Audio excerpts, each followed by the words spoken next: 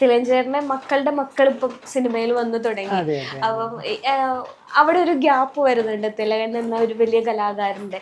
അദ്ദേഹത്തിനെ ഓർക്കുമ്പോ എന്തായിരിക്കും മനസ്സിലായത്? അദ്ദേഹം നല്ല ആർട്ടിസ്റ്റ് ആണെന്ന് മാത്രമേ എനിക്ക് പറയാനുള്ളൂ. കാരണം അദ്ദേഹത്തിനെ പോലെയുള്ള വലിയ ക്യാരക്ടറുകൾ ചെയ്ത ധാരാളം. അതൊന്നും എനിക്കറിയില്ല. ഞാൻ ആകെ ഒന്നോ രണ്ടോ ഇല്ല അഭിനയിച്ചു. അതുകൊണ്ട് എനിക്ക് അധികം സംസാരിക്കാൻ അറിയില്ല തിലഞ്ചേട്ടനെ കുറിച്ച്.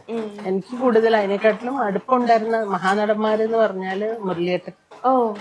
മുരളിയേട്ടന്റെ കൂടെ നല്ല ഭാര്യയായിട്ട് കുറെ അഭിനയിച്ചിട്ടുണ്ട്. പിന്നെ നരേന്ദ്രപ്രസാദ് സാറിന്റെ കൂടെ ഒരുപാട് അഭിനയിച്ചിട്ടുണ്ട്. പല പല വേഷങ്ങൾ ചെയ്തിട്ടുണ്ട്. എനിക്ക് കൂടുതൽ വർക്ക് ചെയ്തിട്ടുള്ള ദേവേട്ടൻ. മുരളി സാറിന്റെ കൂടെ അഭിനയിക്കുമ്പോ സാർ എപ്പോഴും അങ്ങനെ ആളുകളെ കെയർ ചെയ്യും എന്നൊക്കെ പറഞ്ഞു കേട്ടിട്ടുണ്ട്. അത്രയും സേഫ് ആയിട്ട് കെയറിയല്ല, അതിനേക്കാൾ കൂടുതൽ പറഞ്ഞു തരും എന്നുള്ളതാണ്. ആ കെയറിങ് എന്നുള്ളതല്ല, ശ്വാസിച്ചിട്ടാണെങ്കിലും നമ്മളെ അത് പഠിപ്പിച്ചു തരും. എങ്ങനെ അഭിനയിക്കണം എന്ന് നമുക്ക് അറിയില്ല എന്നുള്ള മര്യാദ എന്താ ചെയ്യുക, എങ്ങനെ കാണിക്കുക, മുഖത്ത് എന്താന്നൊക്കെ പറയുമ്പോൾ മുരളിയേട്ടൻ കാണിച്ചു തരും എങ്ങനെയാണ് അഭിനയിക്കുക. പുള്ളിക്ക് അഭിനയിക്കുമ്പോ കരയാൻ കണ്ണീര് വേണ്ട, അത് വേണ്ട, ഗ്ലിസറിൻ വേണ്ട.